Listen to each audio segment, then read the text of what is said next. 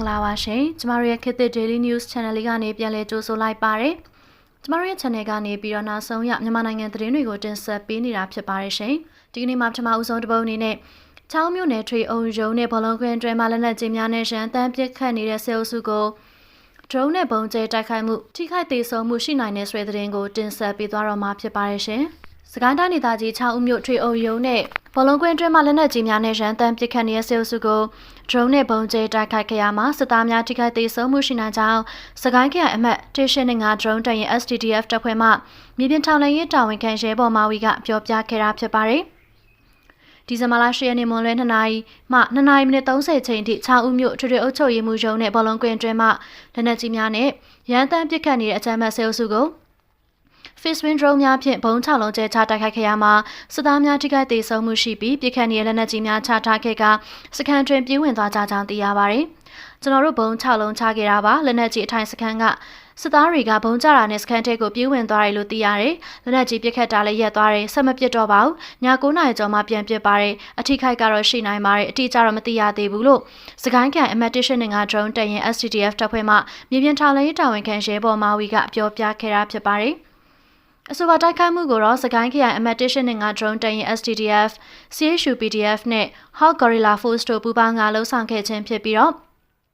ပြည်သူ့ကာကွယ်ရေးတပ်ဖွဲ့များထိခိုက်မရှိပြန်လည်ဆုတ်ခွာနိုင်ခဲ့ကြောင်းသိရပါသေးတယ်ရှင်။ပြည်သူတွေအနေနဲ့စည်ရေးသတင်းတွေကိုသိချလေးနားထောင်ပေးပါလို့တတိပေးချင်ပါတယ်။ကျွန်တော်တို့ဘက်မှာကမြို့ပေါ်ကနေလက်နက်ကြီးတွေနဲ့ခဏခဏပြစ်နေတော့မိဘပြည်သူတွေအနေနဲ့အထူးဂရုစိုက်နေထိုင်ပေးစီချင်တာပါ။ဆောင်းတွင်လည်းရောက်ပြီးဆိုတော့ကျမ်းမာရေးလုံခြုံရေးအထူးဂရုစိုက်ကြပါလို့မှာချင်တယ်လို့စကိုင်းခရိုင်အမတ်185 drone တပ်ရင် STDF တပ်ဖွဲ့မှမြေပြင်ထောက်လှမ်းရေးတာဝန်ခံရဲဘော်မာဝီကပြောပြခဲ့တာဖြစ်ပါတယ်။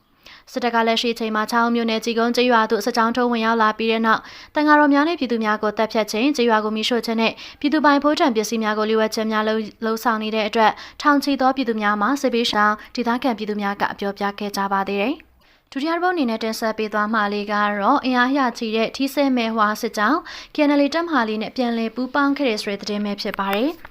ကင်မျိုးသားစီယုံ KNU မြိတ်တော်ဝဲ KNK မျိုးသားလူမျိုးရေးတပ်မတော် KNL တပ်မဟာလေးနဲ့အတူစစ်ရေးဖော်ဆောင်နေတဲ့ထီးဆဲမဲရွာစစ်ကြောင်းက KNL လက်အောက်ခံတပ်ဖြစ်ပြန်လည်ပူးပေါင်းလာကြောင်းကရင်သတင်းမြစ်ကအဆိုပါရရှင်။အရင်တုန်းက KNL တရင်17ရက်လက်အောက်ခံစစ်ကြောင်းတစ်ခုဖြစ်တဲ့ထီးဆဲမဲရွာစစ်ကြောင်းကစစ်တပ်အာဏာသိမ်းစားက KNL တပ်မဟာလေးကစစ်ရေးဖော်ဆောင်မှုမလုပ်တာနဲ့ပတ်သက်ပြီးသဘောထားကွဲလဲကတိကျရက်တီနေရာမှာအခု2025ခုနှစ်နှစ်ကုန်ပိုင်းမှာ KNL နဲ့အတူပြန်လည်ရက်တီခဲ့ခြင်းဖြစ်တယ်လို့ဆိုပါတယ်။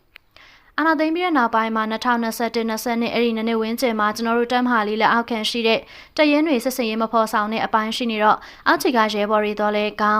င်းဆောင်တွေတော့လည်းကောင်းနားလည်မှုကွဲလွဲတာပါလို့ကရင်သတင်းမြစ်ကဆိုပါတယ်။စီးဖော်ဆောင်မှုတွေကကြိုတင်ပြင်ဆင်ပြီးတော့မှလှုံ့ဆော်ဖို့အတွက်ခေါင်းဆောင်တွေရဲ့စဉ်းစားချက်ကိုအောက်ခြေကတရင်တပ်ဖွဲ့တွေကနားလည်မှုကွဲလွဲပြီးတော့ထီးဆဲမဲဝါစစ်ကြောင်းကခွဲထွက်ပြီးတော့ KNL KTLA တပ်ဆင်ခဲ့တာလို့ဆိုပါတယ်။ဒါပေမဲ့ KNL အနေနဲ့အပြစ်တင်တာမရှိသလို2023-24ခုနှစ်တွင်မှတမဟာလေးပဲစစ်ရေးဖော်ဆောင်မှုတွေပေါ်ထိဆဲမဲဝါစစ်ကြောင်းကလေးစစ်မြေပြင်မှာအတူပူးပေါင်းဆောင်ရွက်ခဲ့တယ်လို့ကရင်သတင်းမြစ်ကအခုလိုဆိုပါတယ်ရှီရမ်းမြေပြင်မှာတော့စီးပူးတွဲပြီးတော့ပြောရမယ်ဆိုရင်တော့တမဟာလေးလက်အောက်ခံ KNL တပ်ရင်လက်အောက်ခံတပ်ခွဲတစ်ခုအနေနဲ့မဟုတ်ပေမဲ့စစ်ကြောင်းတစ်ခုအနေနဲ့စီးရေးဖော်ဆောင်ခဲ့တာရှိပါတယ်။မော်တော်တိုက်ပွဲပြီးတဲ့နောက်ပိုင်းမှာကျတော့သူတို့ရဲ့ရည်တည်ချက်ပါလို့ကရင်သတင်းမြစ်ကနိုဝင်ဘာလဒုတိယပတ်မှာစစ်ကောင်စီရဲ့မော်တော်နယ်စပ်ကန်သိမ်းပိုက်ပြီးထိစဲမဲဝါစစ်ကြောင်းက KNL နဲ့အတူပူးပေါင်းခဲ့မှုကိုပြောပြခဲ့တာပါ။ထိစဲမဲဝါစစ်ကြောင်းကအင်အား400ကျော်လောက်ရှိတဲ့စစ်ကြောင်းဖြစ်တယ်လို့လည်းကရင်သတင်းမြစ်ကအခုလိုဆိုပါတယ်။ပူပေါင်းစစ်ကြောင်းဆိုတော့အမျိုးမျိုးရှိတဲ့တိုင်းသားပေါင်းစုံတွေပါမယ်ဒဝဲသားလည်းပါမယ်ဗိတ်သားတွေလည်းပါမယ်တခြားတိုင်းရင်းသားဗမာလူမျိုးတွေလည်းပါမယ်ကရင်တွေလည်းပါမယ်ကရင်အောင်မှကရင်ဖြူတွေပြီးတော့အဲ့လိုလူမျိုးပေါ့လူမျိုးပေါင်းစုံဖွဲ့စည်းထားတဲ့စစ်ကြောင်းတစ်ကြောင်းဖြစ်တဲ့စီးရေးဖော်ဆောင်တဲ့အပိုင်းမှာတော့ KNL တပ်မဟာလေးတရင်17ရက်စီးရေးဖော်ဆောင်မှုအောက်မှာပဲလို့သတင်းမြစ်ကဆိုပါတယ်အဲ့ဒီထီးဆဲမဲဝါစစ်ကြောင်းက KNL နဲ့အတူပြန်လည်ပူးပေါင်းလာမှုနဲ့ပတ်သက်ပြီးမေးမြန်းဖို့အတွက် KNU မိတ်တယ်ဝဲခရိုင်ပြောရေးဆိုခွင့်ရှိသူထံဆက်သွယ်ထားစေဖြစ်ပါတယ်ရှင်။ KNU မိတ်တယ်ဝဲခရိုင်ရဲ့မော်တော်မျိုးသိန်းစစ်စင်ရေးသတင်းထုတ်ပြန်ချက်စစ်စင်ရေးမှာပါဝင်တဲ့တော်လိုင်းတပ်ဖွဲ့တွေအမည်ကိုဖော်ပြရမှာ KNL ထီးဆဲမဲဝါတရင်လို့အမည်ကိုဖော်ပြထားပါတယ်။သူတို့ကမူရင်းက KNL ဖြစ်တယ်။တစ်ချိန်ကနားလည်မှုလွဲခဲ့လို့ရှင်းပြောရမယ်ဆိုရင်အဲ့ဒီအချိန်မှာတပ်မဟာလေးနာမည်ကိုစီးရေးဖော်ဆောင်တဲ့အပိုင်းမှာအထက်ကောင်းဆောင်တွေကခွင့်ပြုချက်မရဘူး။ဘာဖြစ်လို့ခွင့်ပြုချက်မရလဲဆိုရင်စစ်စင်ရေးတစ်ခုဖော်ဆောင်တဲ့အခါမှာပြင်ဆင်မှုတွေလွဲတဲ့အတွက်အထက်ကောင်းဆောင်တွေကစီးရေးဖော်ဆောင်တဲ့အပိုင်းမှာခွင့်ပြုချက်တွေမရခဲ့လို့ သူတို့ကသူတို့နီးနာနဲ့ KTLA ရဲ့အမည်ကိုတက်ပြီးတော့စီရေးဖော်ဆောင်နေဒါပေမဲ့2023-24မှာကျတော့ KNL ရဲ့စီရေးဥဆောင်မှုအောက်မှာပဲတောက်လျှောက်စီရေးဖော်ဆောင်မှုတွေလုပ်နေတော့အဲ့လိုမျိုးနားလည်မှုကွဲလွဲတာကိုသူတို့ပြန်လဲသုံးသပ်ပြီးတော့သူတို့ဟာသူအတိအမှတ်ပြန်ပြုလိုက်တာပေါ့အဲ့လိုမျိုးပါလို့ကရင်သတင်းမြစ်ကရှင်းပြလိုက်ပါတယ်ရှင်စီရေးရပြန်လဲအတိအမှတ်ပြုဖို့တက်ပိုင်းဆိုင်ရာရဲ့လို့ထုံးလုံနေအရာဆက်လုပ်သွားရမယ်လို့လေသတင်းမြစ်ကဆိုပါတယ်သူတို့ကအင်အားများတယ်ဆိုတော့တက်မလေးရဲ့စေဦးစီအောက်မှာပဲပြန်လဲပြီးတော့ဘလို့ဖွဲ့စည်းရမလဲဆိုတဲ့ဟာကိုပြန်ဆောင်ကြည့်ရမှာပေါ့တရင်အနေနဲ့ပြန်လဲပြီးဖွဲ့စည်းမလားအခုလိုပဲ KNL တက်မလေးရဲ့လက်အောက်ခံစစ်ကြောင်းတစ်ကြောင်းအနေနဲ့ပြန်လဲဖွဲ့စည်းမလားဆိုတာသူတို့ခံယူချက်သူတို့လိုလားချက်တွေလိုအပ်တာပေါ့လို့လေသတင်းမြစ်ကဆိုပါတယ်ရှင် KNL တက်မလေးနဲ့တော်လိုင်းပူပေါင်းတပ်ဖွဲ့တွေကမြန်မာထိုင်းနယ်စပ်မြို့အချို့အပါအဝင်နယ်စပ်စခန်းတွေဖြူဟာစခန်းတွေကိုတိုက်ခိုက်သိမ်းပိုက်ခဲ့တယ်လို့လက်တလောစစ်ကောင်စီရဲ့တနင်္လာရီတိုင်းတွင်ထိုးလက်အတူပူပေါင်းခုခံလျက်ရှိနေတာကိုတွေ့ရှိရပါသေးတယ်ရှင်တတိယဘုံအနေနဲ့တင်ဆက်ပေးသွားမယ့်ကတော့မွန်ပြည်နယ်မှာနိုင်ငံရေးပါတီတချို့မဲဆွယ်ပွဲလိုက်ဖို့အတွက်နေစားခေါ်ယူမှုတွေရှိနေတဲ့ဆိုတဲ့သတင်းပဲဖြစ်ပါတယ်ရှင်။မွန်ပြည်နယ်မှာအာဏာသိမ်းစစ်ကောင်စီကပြုလုပ်မဲ့အထွေထွေရွေးကောက်ပွဲဝင်ရောက်ရှင်ပြိုင်ကြမဲ့နိုင်ငံရေးပါတီတချို့မဲဆွယ်စည်းရုံးပွဲတွေမှာလိုက်ပါဖို့အတွက်နေစားခေါ်ယူမှုတွေရှိနေတယ်လို့ဒေသခံတွေကပြောပြခဲ့ကြတာဖြစ်ပါတယ်ရှင်။စစ်ကော်မရှင်ကပြည်ထောင်စုရွေးကောက်ပွဲကော်မရှင်ကရွေးကောက်ပွဲဝင်ရောက်ရှင်ပြိုင်ကြမဲ့ကိုယ်စားလှယ်လောင်းတွေကိုအောက်တိုဘာလ28ရက်နေ့ကနေဒီဇင်ဘာလ26ရက်နေ့ထိရက်ပေါင်း60မဲဆွယ်စည်းရုံးခွင့်ပြုထားတာပါ။မဲဆွယ်စည်းရုံးကာလအတွင်းမှာအရှင်လိုပါတီတွေကိုဝင်ရောက်လိုက်ပါသူတွေအားနည်းပါနေတာကြောင့်ပါတီတချို့ကအင်အားပြဖို့အတွက်နေစားခေါ်ယူမှုတွေလှုံ့ဆော်နေကြတာဖြစ်ပါတယ်။မွန်ပြည်နယ်ဒေသခံတို့ကတော့နိုင်ငံရေးပါတီတချို့ကသူတို့ပါတီမဲဆွယ်စည်းရုံးမှုတွေမှာနောက်ကလိုက်ပါဘာကပါတီဝတ်စုံတွေအပြင်ပတ်စံမှာပေးမယ်ဆိုပြီးတော့နေစားခေါ်ယူမှုတွေရှိနေတာကြောင့်ရက်ွက်တွေမှာအလုပ်ကိုင်မရှိတဲ့သူတွေလိုက်ပါဆောင်ရွက်နေကြတယ်လို့ဆိုပါတယ်ကျွန်တော်တို့အရက်ထဲမှာပါတီတချို့ပေါ့နော်သူတို့မဲဆွယ်နေရာတွေကိုအနောက်ကနေလိုက်ဖို့ဆိုပြီးတော့နေစားခေါ်တယ်သူတို့ပြောတာတော့ပါတီအင်ဂျီတွေအုပ်ထုတ်တွေရမှာပေါ့ပြီးရင်ထမင်းလဲကျွေးမယ်နောက်ပြီးပတ်စံလဲပေးမယ်ဆိုပြီးပြောပါတယ်အရက်ထဲမှာတော့အရက်သမားတို့အလုပ်ကိုင်မရှိတဲ့သူတွေကတော့ပတ်စံရရင်ပြီးရောဆိုပြီးတော့လိုက်တဲ့သူတွေရှိရလို့ဆိုပါတယ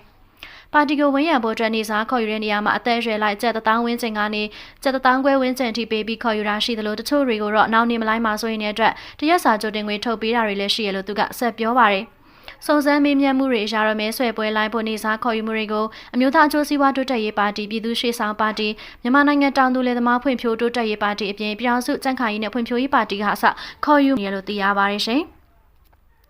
်မဲဆွယ်ပွဲတွေမှာဝင်ရန်ဖို့အတွက်နေစားခေါ်ယူမှုကပါတီဝင်တွေကသူတို့ရဲ့လုံခြုံရေးအကြောင်းပြချက်နဲ့လိုက်ပါတာမရှိတာကြောင့်ဖြစ်ပြီးလက်ရှိချိန်မှာပါတီအများစုကမြို့ပေါ်ရက်ကွက်တီလောင်းမှသာမဲဆွယ်စည်းရုံးနေကြတာပါ။မွန်ပြည်နယ်မှာတော့စစ်ကောင်ရှင်ပြုလုပ်မဲ့အထွေထွေကောက်ပွဲကိုတတိပုဂ္ဂလကိုယ်စားလှယ်လောင်းတို့အပါအဝင်နိုင်ငံရေးပါတီကကိုယ်စားလှယ်လောင်း250ကျော်ပါဝင်ရောက်ရှင်ပြိုင်ဖို့ရှိနေတာဖြစ်ပါတယ်ရှင်။အခုနောက်ဆုံးတစ်ပုဒ်အနေနဲ့တင်ဆက်ပေးသောသတင်းကတော့စင်ကူးကိုစစ်ကြောင်းထိုးဖို့အတွက်စစ်ကော်မရှင်ရဲ့ရှမ်းရှိတိုင်အားရာချီကိုမတရားတို့ပို့ထားခဲ့တဲ့ဆိုတဲ့သတင်းပဲဖြစ်ပါတယ်ရှင်။တော်လိုင်းတက်များတင်ပိုက်ထားတဲ့မတရားကိုစစ်ကော်မရှင်ကပြန်လည်သိမ်းယူပြီးတဲ့နောက်စစ်ကော်မရှင်ကစင်ကူးမြို့နယ်အတွင်းကိုပါစင်အားရာချီ3ရက်ထိုးဖောက်ဝင်ရောက်နေပြီဖြစ်ကြောင်းသိရပါတယ်။စစ်ကော်မရှင်ကစင်ကူးဘက်ကိုစစ်ထိုးနေတဲ့စစ်ကြောင်းများကိုအင်အားဖြည့်တင်းရန်အတွက်ရှမ်းပြည်နယ်အရှေ့ပိုင်းရှိတရင်တပ်ဖွဲ့များကိုပါမတရားမျိုးတွင်းသို့ပို့ဆောင်နေတာပါ။9ရက်နေ့ကစပြီးတပ်တွေလွှတ်တာမန္တလေးကနေမတရားကိုလွှတ်တာအဲဒီကနေတဆင့်စင်ကူးကိုစစ်ကြောင်းထိုးမဲ့တပ်တွေနဲ့ပေါင်းလွှတ်မယ်လို့ကြားတယ်။အခုစစ်တပ်ကစင်ကူးထိပ်ကိုစစ်ကြောင်းနှစ်ကြောင်းဖြတ်ပြီးဝင်လာနေတယ်လို့ဆိုပါတယ်။အဆိုပါစစ်ကူများထဲမှာစစ်မှုရန်ဥပဒေပြင်ခေါ်ဆောင်လာတဲ့တပ်သားတပ်များအပါအဝင်လွိုင်းလင်းမိုင်းပေါ်နဲ့တောင်ကြီးလန်းတလျှောက်မန္တလေးကိုလာရလမ်းမှာတပ်သားတပ်အများပြားထွက်ပြေးနေကြပါတယ်။မတရားမြို့နယ်တစ်ခုလုံးကိုစစ်ကော်မရှင်ကထိန်းချုပ်ပြီးနောက်ပိုင်းစင်ကူးမြို့နယ်တင်အင်အားရာချီ3ကထိုးဖောက်ဝင်ရောက်လာပြီးတဲ့နောက်လေကြောင်းပစ်ကူလက်နက်ကြီးပစ်ကူနဲ့ဒရုန်းများအလွန်ကျွန်း3ကတော်လိုင်းတပ်ဖွဲ့များကိုထိုးစစ်ဆင်နေခဲ့တာပါစင်ကူးမြို့နယ်တွင်စစ်ကော်မရှင်စစ်ကြောင်းများနဲ့တော်လိုင်းတပ်ဖွဲ့များတိုက်ပွဲပြင်းထန်နေပြီးတော့စစ်ကော်မရှင်ကစင်ကူးမြို့နယ်တွင်ရှိရွှေပြည်ရွာကိုစစ်ကော်မရှင်တပ်များလာပြီးဖြစ်ကြောင်းသိရှိထားတာဖြစ်ပါတယ်ရှင်